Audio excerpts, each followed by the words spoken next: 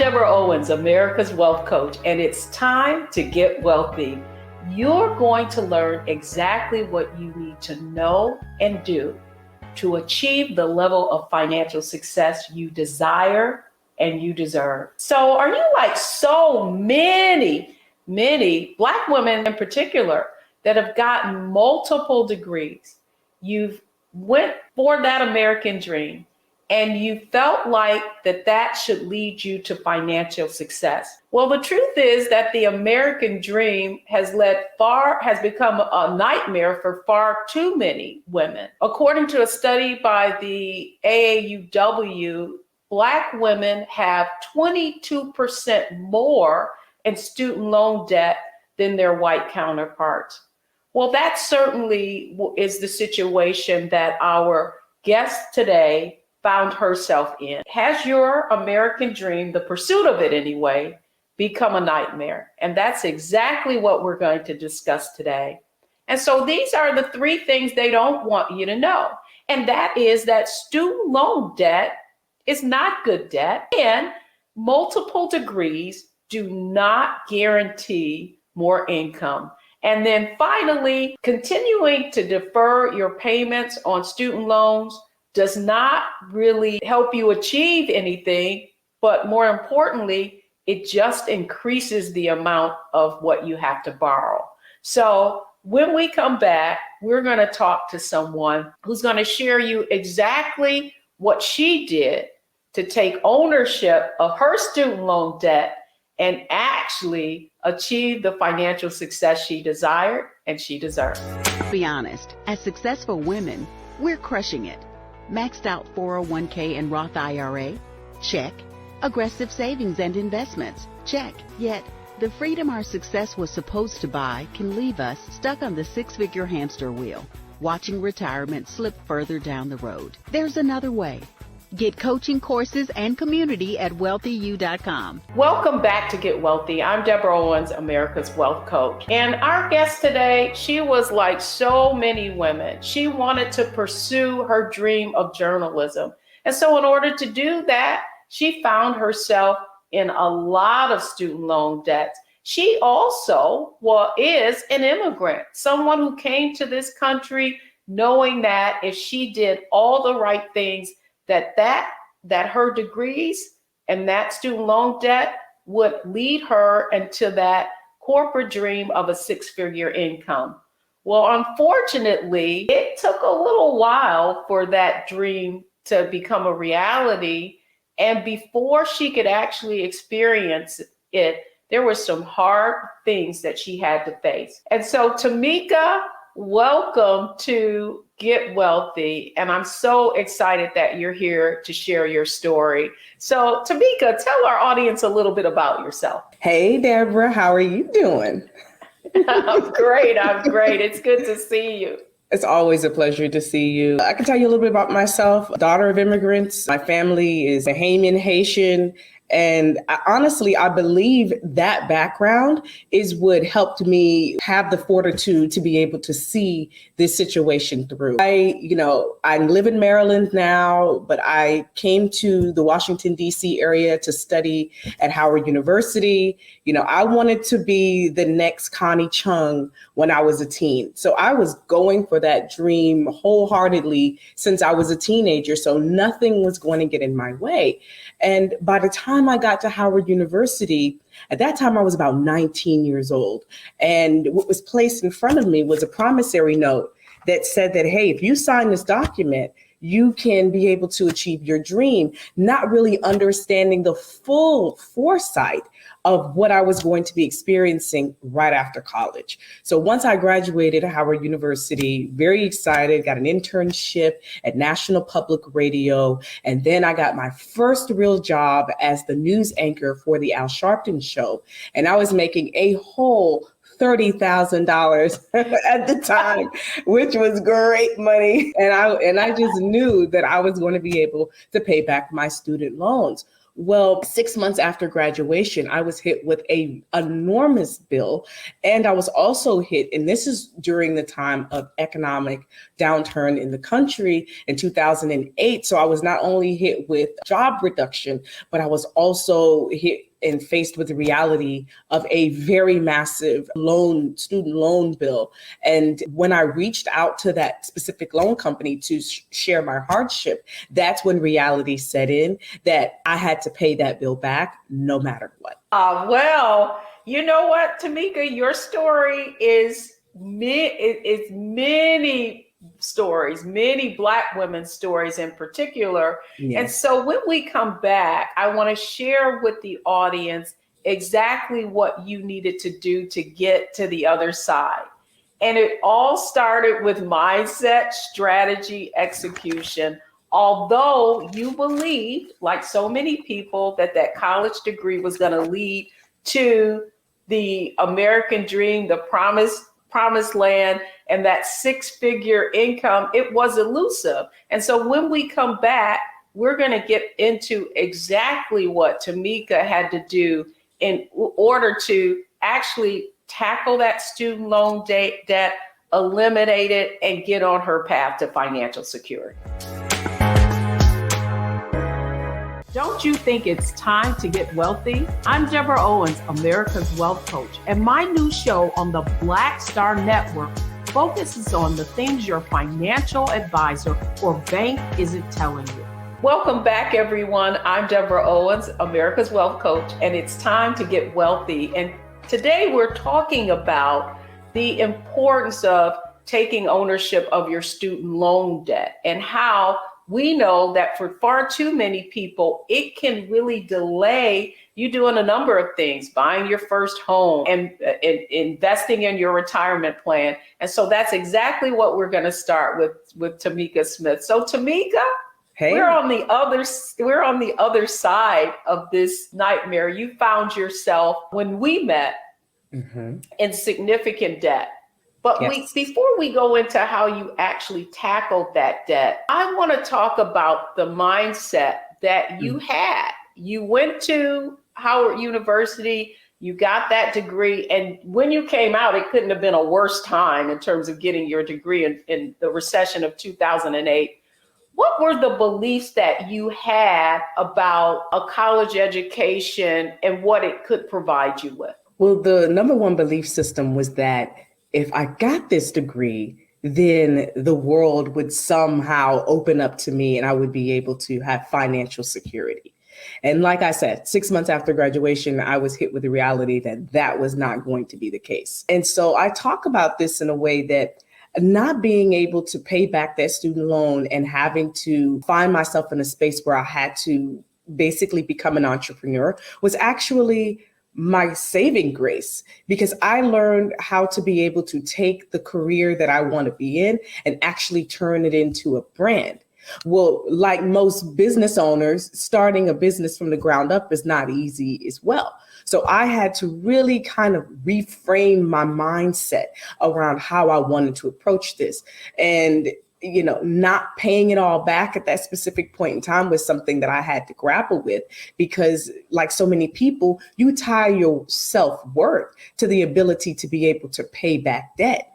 And so when you can't make that loan payment, or you can't clear that debt within a set amount of time, that really takes a major hit to your self-esteem. But, I just kept pushing forward. I kept hope alive, as they say, and set my mind around, no matter what, I'm going to get this done. And so I started working at one time. I'm, like I said, my family's from Bahamas. People were calling me a Jamaican. They were like, how many jobs do you have? and I was like, listen, I had to cut the fray out, get focused on what I wanted to do, and understand that this process was not going to be forever, but it was going to be for right now, so that I could see myself through to the other side. And boy, what a beautiful sight it has become. Well, it's interesting. And I really want, because talking about your, where you're from, the fact that you are an immigrant, I want to get into like you came here with your family, and your family came to America in pursuit of that American dream. Exactly. And so how did that influence your mindset about taking on, did you have any fear of the student loan or taking on debt? What did your family tell you about pursuing this college degree and the money it would take to do so? Well, they were not as supportive as they could be, to be frank, in the beginning, because of the financial fears that stemmed from taking on so much student loan, and the fears that they had it would basically what it would do to me. Like, do you really think you can pay it back? That was really the mindset around that. We don't have the money. And like so many immigrants, they were pushing me towards going into the military. And at this time, think about it, I'm 19, being told by my family, hey, we don't have the money. The military is your option. But I was lucky enough to had been at it was called like a college bound program in my high school. And I also met a woman who really understood the process. And so she actually helped guide me through to get into college. And to me, that was basically the bridge to that world. I didn't necessarily have my family there. Don't get me wrong. They were very supportive. They were just moving in scarcity and not in abundance. Well, I love that you said that, Tamika, because I think the fact is that a college education is a valuable asset. Would you agree with that? Like the experience that Howard University gave you in preparing you ultimately for your career, do you feel that the investment was worth it? Oh, wholeheartedly.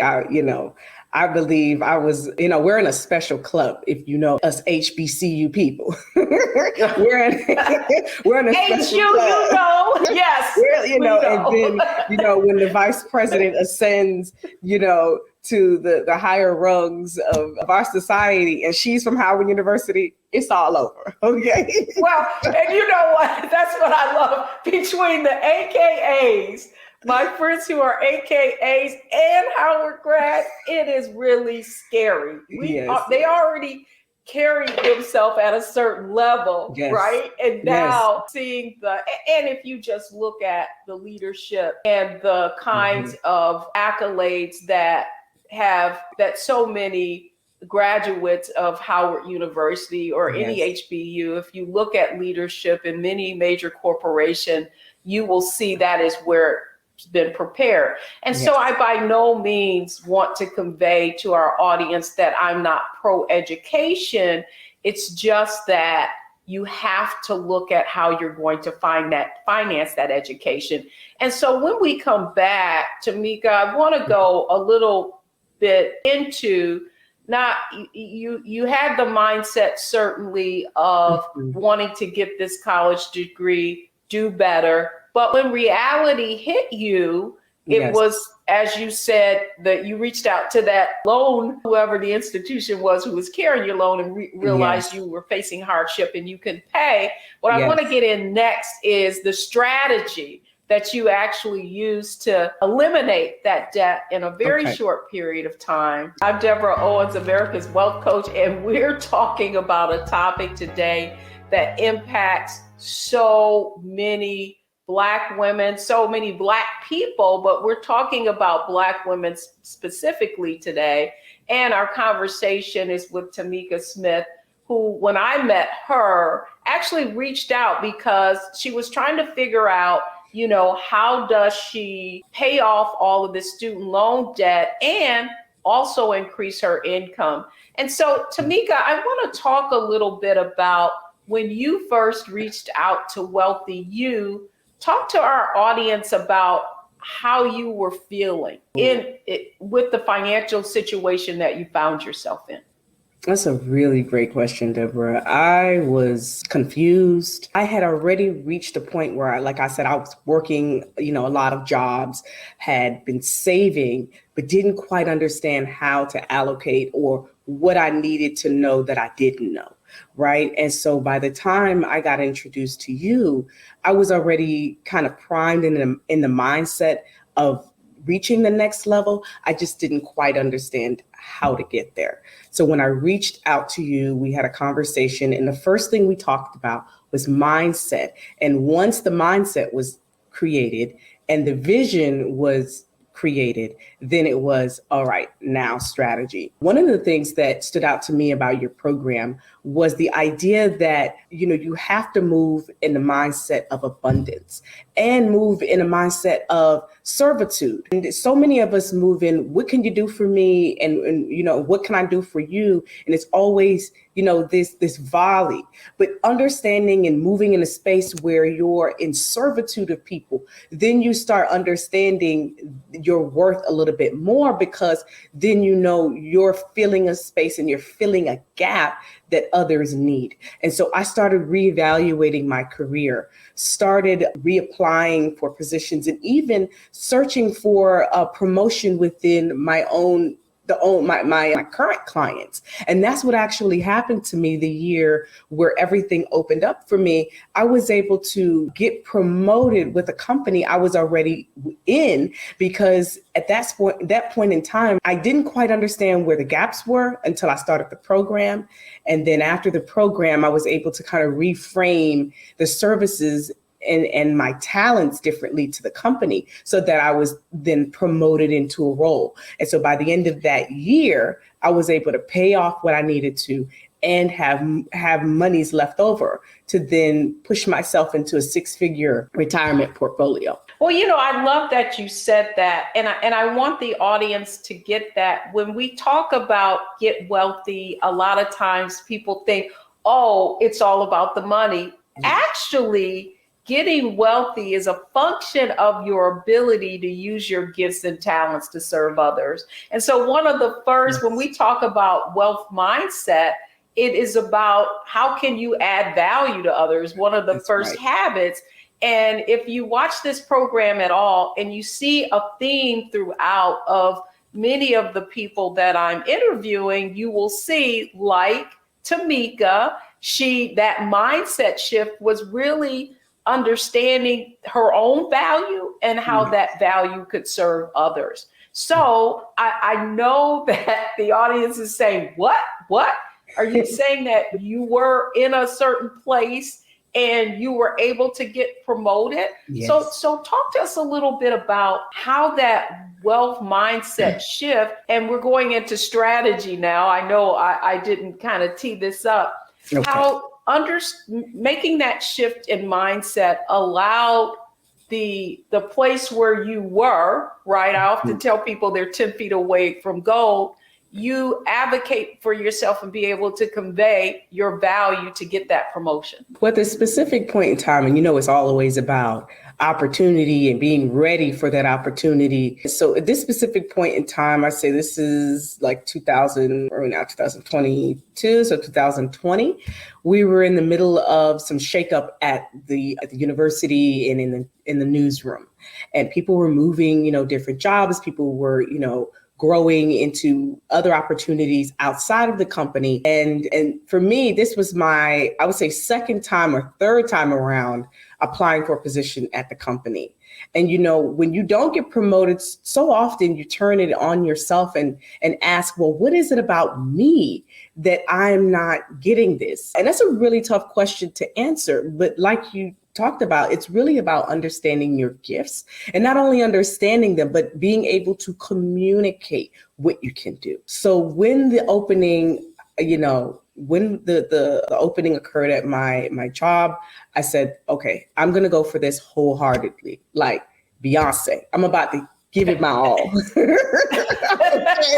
So what I did was I said, I am going to really step into this role. So I created an EPK, which is something that's very well known in public relations. It's called an electronic press kit.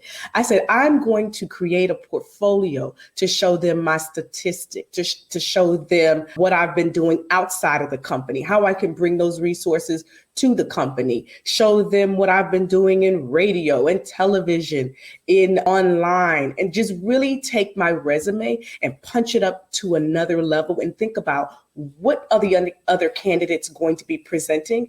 In my mindset, in my mind, I'm like, what could they potentially be presenting and how can I outdo what they would potentially be doing? And that's what I did. I even listened to TED Radio Hour talks to listen to how to best present yourself, how to get yourself into the best mindset. And what I learned is if you stand in a 2-minute superwoman pose, that actually puts you in the mindset to feel like you can just take on the world. So I did that before every interview. I had 3 rounds of interviews, and I did that every interview, 2 minutes, and I listened to Diva is a female version of a hustler by Beyonce every interview. So I brought my psychology to the game. I brought my skill set to the game.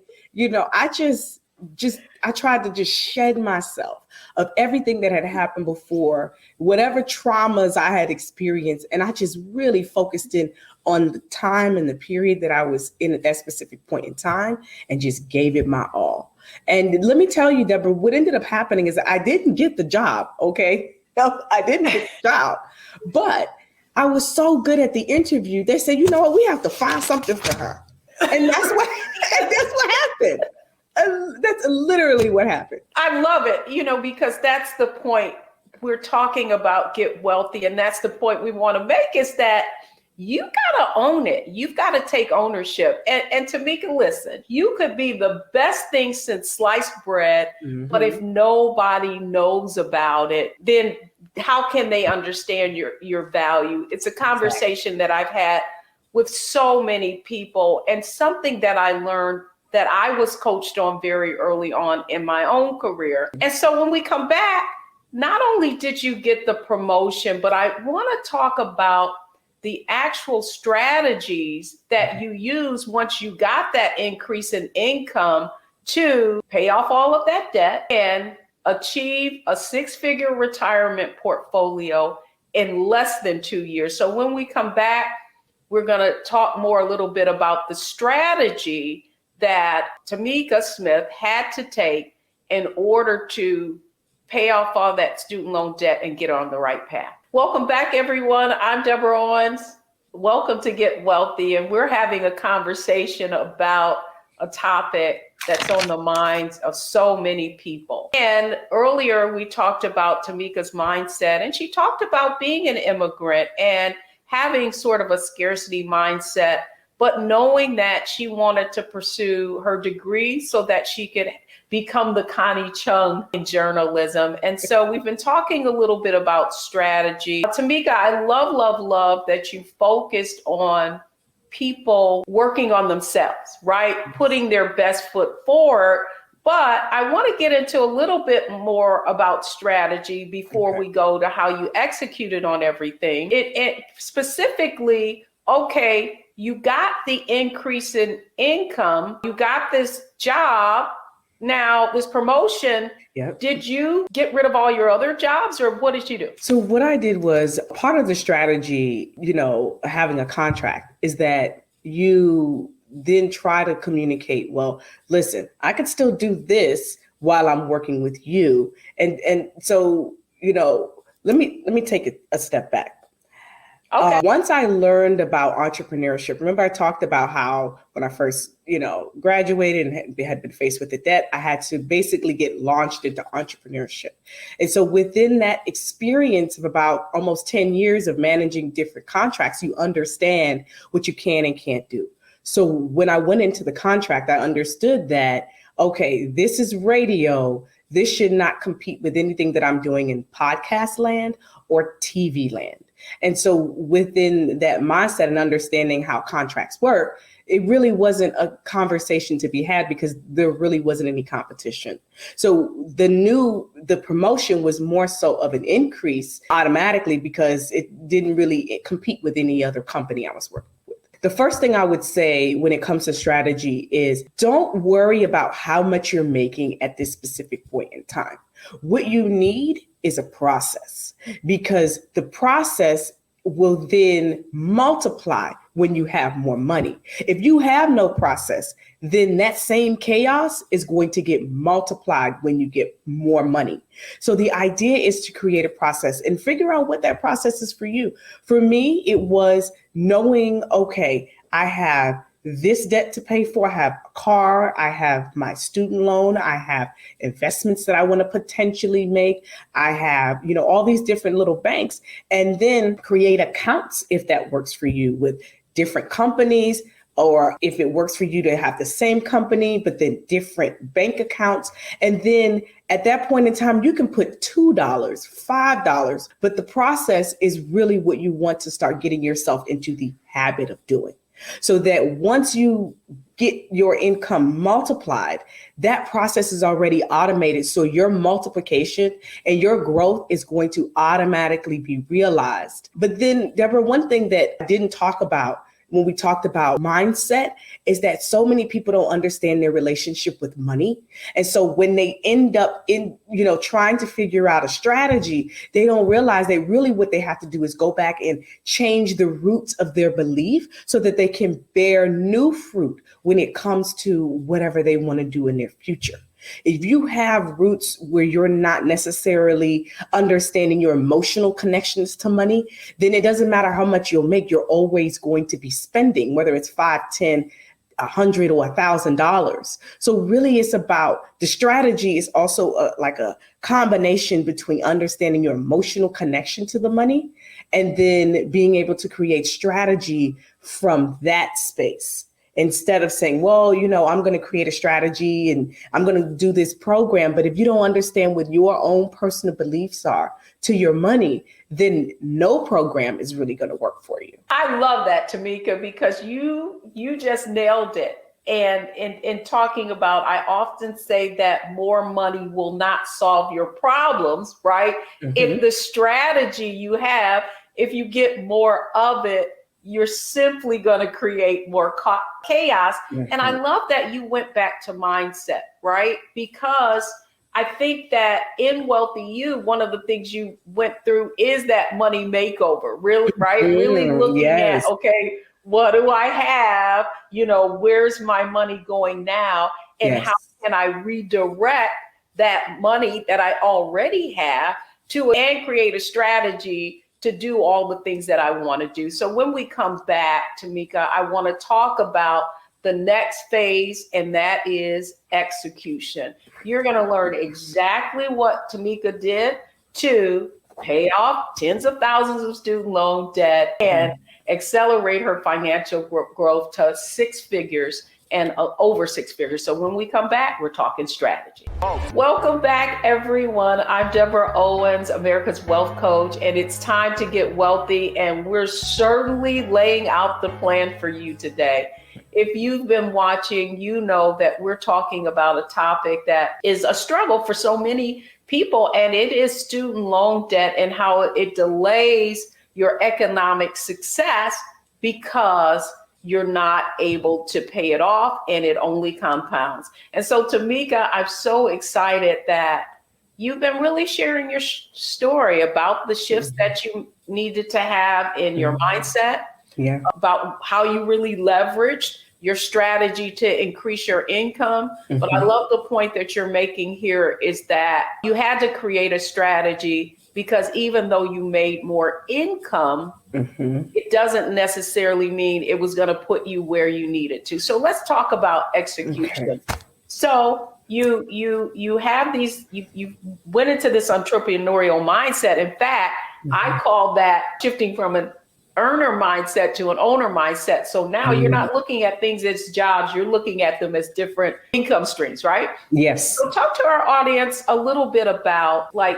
you had all these different goals. Let's talk about one of your first goals, and that was getting rid of your student loan debt. How did you pay it off so quickly? So for me, I had already been thinking about, okay, I need to pay this student debt off. And I had been, piecing away at it like most people, $10 to $20 extra here, $30 extra here, but I didn't see any, significant movement. And so I, out of the many jobs that I had, I said, okay, I'm going to get a job that's going to specifically be for paying off student loan and my student loans. And what I'm going to do is get a bank account. And every time I make that money, I'm not even going to look at it. I just put that money straight into that bank account. And that's what I did.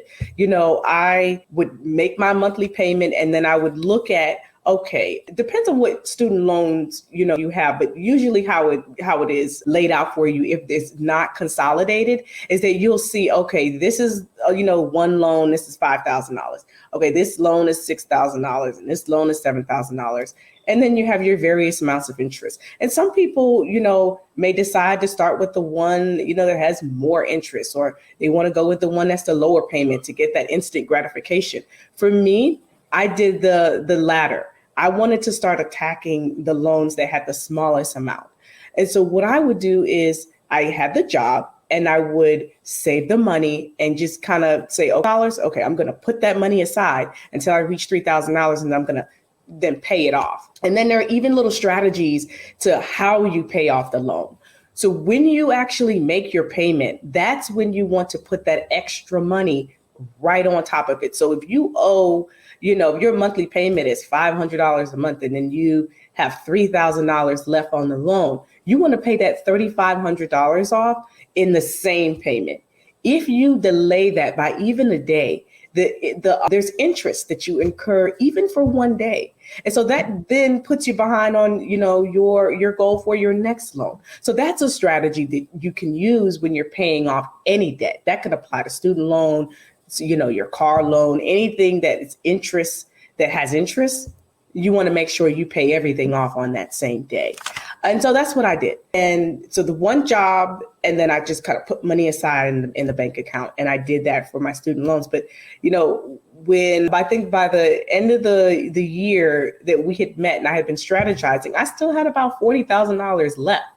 And that increase in my income, and then the strategy I've been, employing, a strategy I had been basically executing within that whole year, allowed me to pull that trigger. But I must say, Deborah, I was still scared. I was like, I don't know what to do. Do I pay it now or what? And then I just had to say, you know what, Tamika, this is something you always wanted to do. Make this your goal. And I said, okay, December 31st, all my student loans are going to be paid off. My car loan is going to be paid off. So I just created that strategy and took that week and then just started going into the banks and paying things off. And I must tell you, they were shocked. They were like, so what do you want to do today? And I was like, pay it off. And they're like, are you sure you want to pay it off? I'm like, yes, I'm sure I want to pay it off. It's like one of those things. But I must say, in 2021, January 1st, 2021, I felt free for the first time in my life. It was like a load had just melted off of me, and all of the heartache and the 5 and 6 jobs and strategizing and doing all the things that I needed to do to just strategize and execute. I felt like, wow, everything that I did, all the sacrifice that I made was worth it. And that sacrifice could be not having a coffee, 3 times a week. Maybe you have it 1 day a week, not eating out, 6 times, 8 times in a week. Those sacrifices are small, but they add up. And when you do add up those sacrifices and be able to, at the end of your goal or your journey or whatever it is, be able to, execute on that goal, that is like the most freeing thing you can ever do. And you really get to see life through a new lens. I love that you have so eloquently demonstrated what wealth means, right? So wealth is about the ability, right, to be free and no longer feel a weight, really is what wealth is about. Yes. And so when we come back, man, this is, I know your story, but every time I hear it, I feel so much emotion behind it, because I know what it took for you to do to accelerate your financial growth. It's so emotional. When we come back though, I do want to talk about, you had a list of goals, and those goals were created. Yes. And your strategy, I often say, create an account for every goal that you have, even if it's debt. But Yes. when we come back, I also want to talk about what you did to accelerate your financial growth to six figures at the same time where you were looking at paying off debt. So when we come back, you're going to learn exactly the strategy she used to accelerate her investment growth to six figures and beyond. So we've been having a conversation with Tamika. And so Tamika, now I want to talk about, when you sent me that email, no, actually I was interviewing you and you said, oh, and I've achieved a six-figure retirement account, which is, that's my jam. I mean, I love to see you accomplishing those types of goals. Yes. And so talk to us a little bit about how you were able to do that. Certainly you got an increase in income, right? Mm-hmm. Yes. But how were you able to do that so quickly? Well, the first step is saving. So I had already been doing that. That was already in motion for some years. So, it's not that, and I just want to, make a correction here. It's not that, my investment portfolio is at six figures, but, my retirement is at six figures, which is huge, right? And so when you look at so I had already been saving, right? So that pot of money was already there. And then working with companies, right? So a lot of people, when they negotiate salaries, maybe you may know this, maybe you may not, but there's also, a 401k that you could take advantage of, or, there are employer matched programs that you can take advantage of. And so that's something I had done back in I'd say 2010, 2011, when I worked with AOL and started learning about investments and reading about, how to, enter this process. I was still very young in the process, but I had thankfully been able to learn about putting monies aside and matching. So that investment pot has grown. And that was, that's money that I count towards my investment. And then with the promotion that I received with the current company I'm with, I was able to not only do the employer match program, but then also take advantage of what you call a Roth IRA. So I'm putting aside money. I mean, at this point, debt's already been cleared. So now money is just actually at this point, money has not been cleared. Not at this point, but money has exponentially grown, right? So at this point, I just have money coming at me and I'm like, okay, put this aside for investments, put this aside for savings, put this aside. And so now I'm just kind of throwing money in pots. And this is like mid 2020, I'm just throwing money in pots. Okay, put this money aside. Oh, this is to pay off student loans. This is to pay off this and that. And so by the end of the year, I was like, oh crap, I'll not only have the money to pay off the student loans, but now I'm at six figures when I look at what I was able to exponentially grow at this company, what I had done previously at another company, savings I'd already put aside. So when I calculated all of that, it put me at six figures. And it's funny because when you hit it, you don't even realize you do, because everything is so separated until you sit down and you pull out the trusty notepad and you start doing, you're like, wait a minute, I just hit six figures. And to me, it was unbelievable, because it was unbelievable. And I still get emotional as I talk about the story, because I didn't realize that I would be able to hit it so quickly. And it was just like, wow, okay, so what next? And so now I'm in another goal. Okay, now I need to do another six figures this year. How am I going to be able to get there? Or, okay, Tamika, you can't get that aggressive. Let's do half of that, so. Oh, yes, you can. No, I mean, what I have seen, and the reason why I love telling these stories on Get Wealthy is, and I want to ask you this question. Sure. So what was the difference in the struggle that you were in before and the success that you're having now? What has made the greatest impact? What has made the greatest impact? The ability to have time to think, to be more present in the moments that I'm experiencing now. Back then, because of the student loans, student loans and even other debt. I mean, I don't want to just say student loans, because we have other debt too, but student loans definitely a more significant portion of the pot. And it just made me feel like I was chained to doing whatever I had to do in order to pay this, loan off. And once it was paid off, I just feel the presence of more time. People don't really talk about student loans and what it does to you emotionally. But for me, it was a trauma. It was just like, wow, I'm already a Black woman in America dealing with the woes of that every day, dealing with how to navigate newsrooms.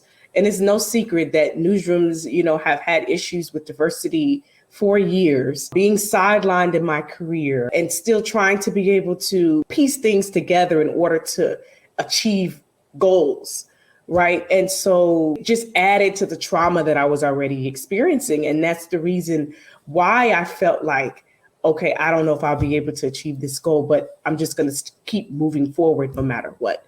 But I can tell you the biggest mindset is time, being more present in the moment, and just understanding that now that I've achieved this goal, I can do anything else. Like there's nothing else that I can't achieve after doing this. And I feel like with a lot of people, they may feel like, okay, there is no way out. I had about $60,000 in student debt. There are people who are facing way more than that. I know, they're like, girl, 60,000. I wish I had the 60,000. I had 100,000. You're talking about chump change. You know what I mean? But for me, that was a lot.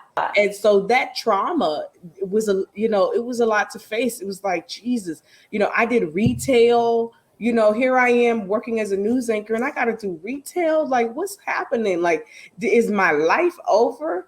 I'm stacking boxes in the back and doing all kinds of things to make my way through. But, what I understood was that while I was in the back stacking boxes and selling clothes on the floor, I was still getting recognized by leadership in that retail company.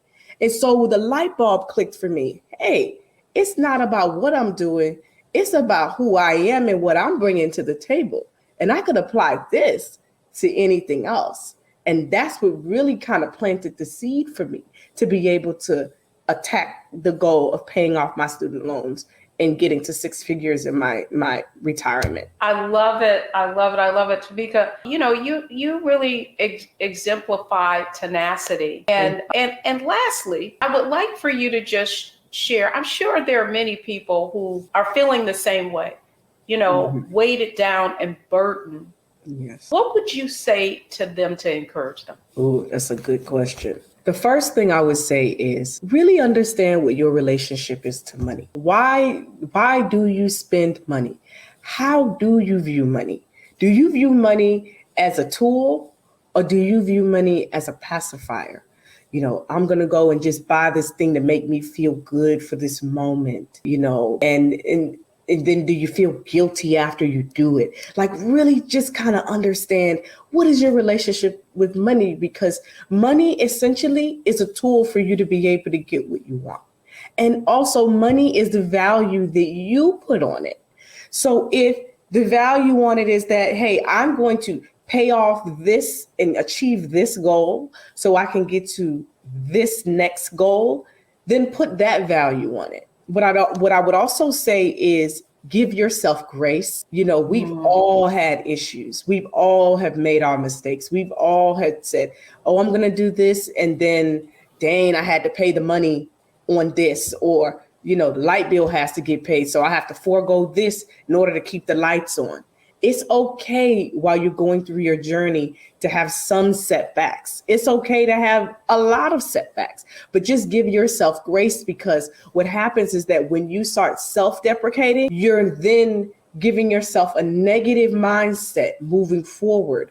And that negative mindset won't help you get to where you have to go. So take the moment, embrace the moment of where you are, and then say, okay, I wasn't able to make it today, but I'm going to set my mind to do it tomorrow.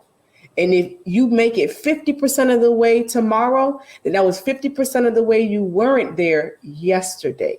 And take that as your win. I love it. I love it. Tamika, thank you so much.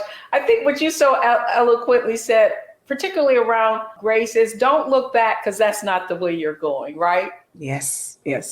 That's right. Tamika, thank you. Tamika Smith, thank you so much for coming on and sharing your story of how you're getting wealthy and taking ownership of your success. Folks, when we come back, I'm going to break it down. We're going to review exactly what Tamika had to do in our analyze, optimize, maximize part of this program. Welcome back. I'm Deborah Owens, and hopefully you've gotten the exact knowledge that you needed to get in order to get wealthy, particularly around overcoming student loan debt. Was Tamika's story amazing or what?